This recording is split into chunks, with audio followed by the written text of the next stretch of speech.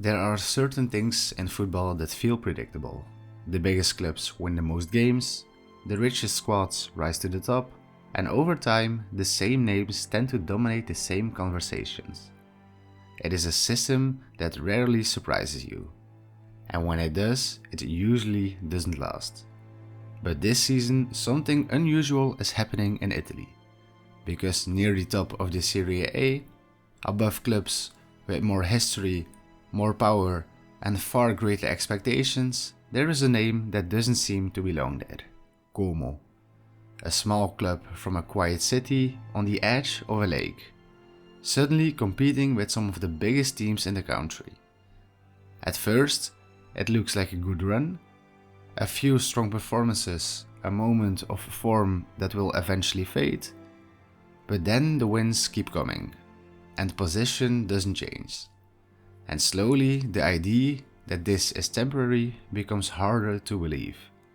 Because this isn't just a streak anymore, it's something more structured, more consistent, almost intentional. And that is where the story begins to shift. Because in modern football, success like this rarely happens by accident. There is usually a reason. Something behind the scenes, something that explains why one team is able to do what others can't. And the deeper you look at Como, the clearer it becomes that this is not just a surprise. It is a result of something that most people haven't fully noticed yet. Welcome to Hidden Club Stories, where every club carries a story. This is the story of Como. This video is sponsored by Hidden Shirt Club. They sell premium football shirt mystery boxes with real stories. If you want to discover your own story, you can use code TRIVIGNO10 at checkout. Long before Como became one of the most surprising teams in Italy, it was something much more familiar. A small club moving quietly through the lower divisions, rarely attracting attention, rarely shaping the wider story of Italian football. It existed, but it did not influence. For decades, Como followed a path that many clubs know all too well. Short moments of hope, followed by long periods of instability. Promotions that didn't last, relegations that felt inevitable, and seasons where survival mattered more than ambition. There was no clear direction. No long-term vision that suggested something bigger was coming, and over time the club began to fade into the background of the game. Not disappearing completely, but settling into a place where expectations remained low and where the idea of competing at the highest level felt increasingly distant. Financial problems only made that reality harder to escape. Like many smaller clubs in Italy, Como faced periods where the future itself felt uncertain. Moments where the club wasn't thinking about growth or success, but simply about continuing to exist. And that changes everything, because when survival becomes a priority, progress almost always slows down. Ambition became cautious, decisions became short-term, and the idea of building something meaningful is often replaced by the need to go through one more season. For a long time, that was Como. A club without momentum, without a clear identity, without a reason to believe that anything different was coming. And that is what makes the present so difficult to understand.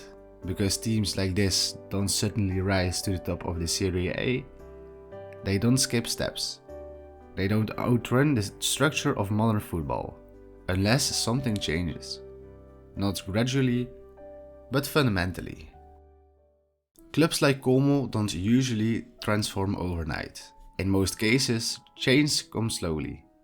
A new coach, a few better results, a gradual improvement that takes years to become visible. But sometimes the shift is more fundamental than that. Not just a change on the pitch, but a change in direction. A moment where a club stops reacting to its circumstances and starts shaping them instead. For Como, that moment came when new ownership arrived.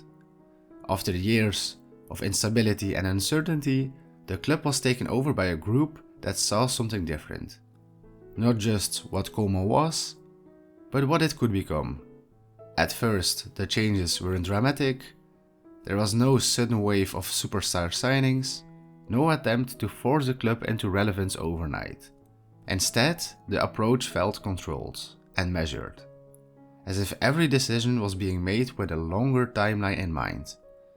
The infrastructures were improved, organizations became clearer, and slowly the chaos that had defined the club for so long began to disappear. But what stood out the most was not what Como was doing, it was what they were not doing. They were not chasing attention, they were not trying to imitate bigger clubs, and they were not trying to spend in a way that felt unsustainable. In the football world, where success is often forced, Como seemed to be doing the opposite. They were building quietly, and for a while it went largely unnoticed, because there were no headlines, no defining moments that signaled a breakthrough, just steady progress. The kind that doesn't attract attention until it suddenly does. Because once the foundation is in place, the results tend to follow. And when they do, they often reveal something that was already there. Something that had been building beneath the surface long before anyone started to pay attention. By the time Como started winning consistently, it became clear that this wasn't just momentum. Teams can go on good runs, they can find form for a few weeks, sometimes even a few months. But what Como was doing felt different. Because the players they bought in, almost all of them seemed to fit. Not just individually, but within something larger. They adapted quickly, they performed consistently, and more importantly, they made the team better as a whole. And that's where the pattern begins to emerge. Because in modern football, recruitment is rarely this efficient by coincidence. Especially not for a club with limited resources. Como cannot afford to make mistakes. They cannot sign players based on reputation alone. They cannot rely on expensive transfers to fix problems. Every decision has to be precise. And when that level of precision becomes visible on the pitch, it usually means one thing. There is a system behind it. Something structured, something intentional. Something that exists beyond what we see on the match day. And in Como's case, that system has a name. Jamestown Analytics. But this is not a typical football partnership because Jamestown doesn't operate like a traditional scouting network. It doesn't rely on instinct alone or on its connections within the game. Instead, it looks at football completely different, through patterns, through data, through information that most clubs are only beginning to understand. Rather than asking who the best players are, it asks a different question. Which players fit in? Which players are undervalued?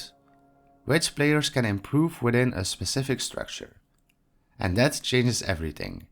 Because when recruitment is built around fit rather than fame, you don't just assemble talent, you build coherence. For Como, this became the foundation.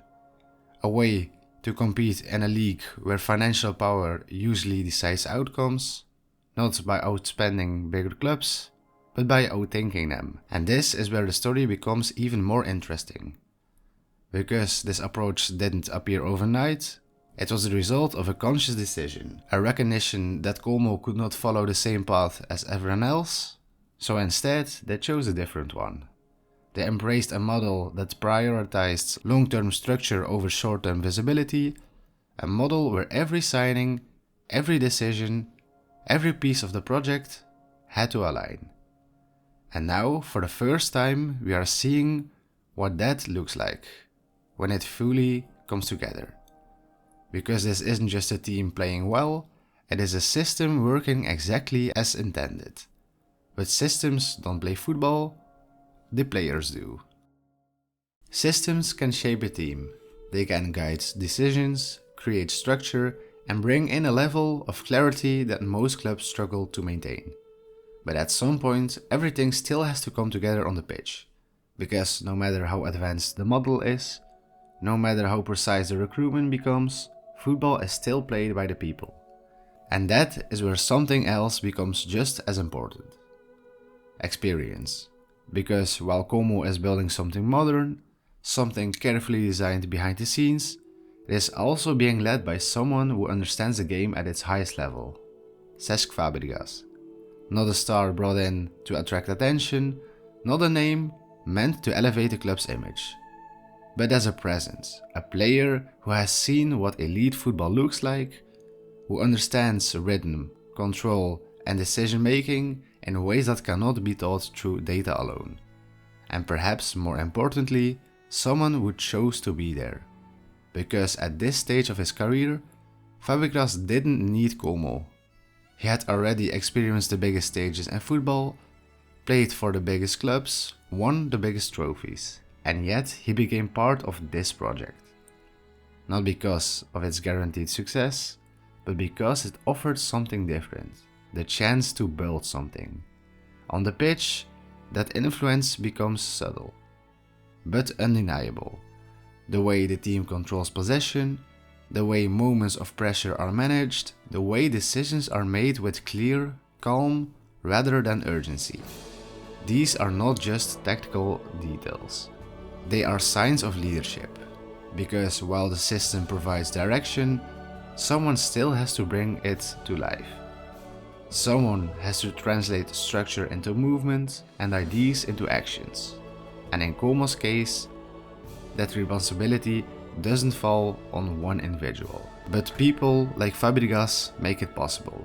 They connect everything, the data, the strategy, the ambition behind the project, and turn it into something that works in real life. Because in the end, even the most careful built system still needs someone who understands how to control a game.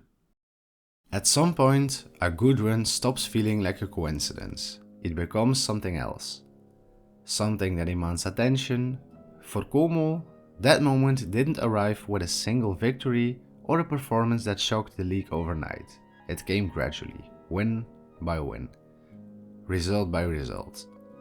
Until suddenly, the pattern was impossible to ignore.